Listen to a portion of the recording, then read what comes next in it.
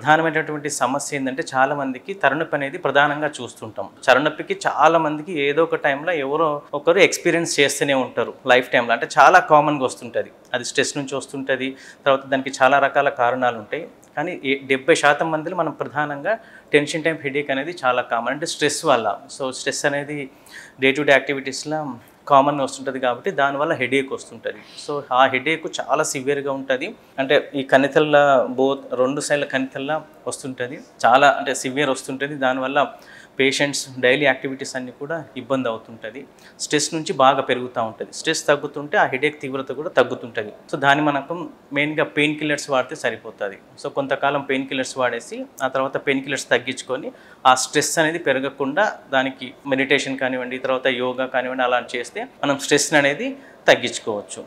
ఇంకొక రకాన ప్రధానమైనటువంటి హెడేక్ అది పార్శ్వ నొప్పి అంటాం. అంటే మైగ్రేన్ 75% మందిలో ఫ్యామిలీలో రన్ అవుతుంది అది. సో ప్రిడామినెంట్గా మెయిన్గా ఫిమేల్స్లో ఎక్కువ చూస్తుంటాము. వాటిలో చిన్నపిల్లల్లో ఎక్కువ చూస్తుంటాం. అంటే 15 to 20 years వాళ్ళలో మనం హెడేక్ అనేది వస్తుంటుంది. దానికి ఎలాంటి లక్షణాలు ఉంటాయి? సో మైగ్రేన్ వచ్చినప్పుడు మనకు దీనికి మైగ్రేన్ గల లక్షణాలు ఏంటంటే తలలో ఒక దగ్గర తలనొప్పి స్టార్ట్ అవుతుంది. కామన్గా ఐ చుట్టూ వస్తుంది. దాంతోపాటుగా ఈ తల ఒక సైడ్ మొత్తం అది చివరి వరకు వెనక భాగం వైపు తలనొప్పి పోతుంటుంది. సో దాంతోపాటుగా మనకు వామిటింగ్ సెన్సేషన్ ఉంటుంది. తర్వాత కొంతమందికి వామిటింగ్స్ అయితే పల్సేటింగ్ క్యారెక్టర్ అంటే మనకు పల్సేషన్స్ కూడా కొంచెం తెలుస్తుంటుంది. అది moderate to severe type of headache ఉంటుంది.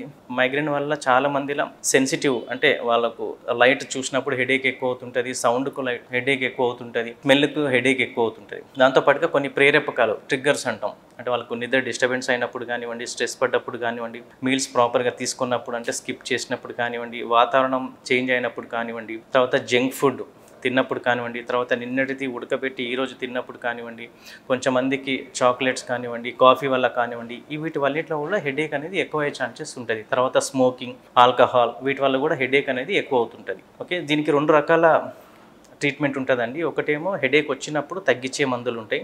తర్వాత హెడేక్ రాకుండా ప్రివెంటివ్ మెడికేషన్స్ అనేవి ఉంటాయి.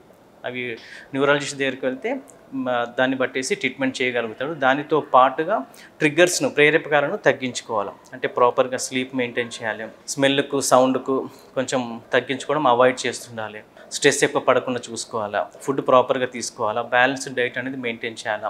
సో దాంతోపాటుగా స్ట్రెస్ వల్ల కూడా హెడేక్ ఎక్కువ అవుతుంటుంది కాబట్టి మెడిటేషన్ యోగా చేసుకొని కొంతవరకు తగ్గించుకోవచ్చు. దీంతో పాటుగా కొన్ని అదర్ టైప్స్ ఆఫ్ హెడేక్ ఉంటాయండి. అది క్లస్టర్ హెడేక్ ఇంకొక టైప్ ఉంటుంది. అది ఒక సైడ్ సివియర్ హెడేక్ వస్తుంది. దాంతోపాటుగా ఐ చుట్టూ అంటే లాక్రిమేషన్ అంటాం, టీరింగ్ అవుతుంటుంది, తర్వాత నోస్ బ్లాక్ అవుతుంటుంది, ఐ రెడ్ అవుతుంటుంది.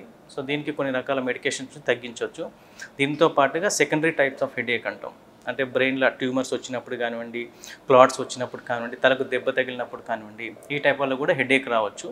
హెడేక్ వచ్చినప్పుడు సిమ్టమ్స్ని బట్టి doctor A type of headache అని ఐడెంటిఫై చేసి దాని రకాల మెడికేషన్స్ పెట్టి హెడేక్ తీవ్రతను మనం తగ్గించవచ్చు.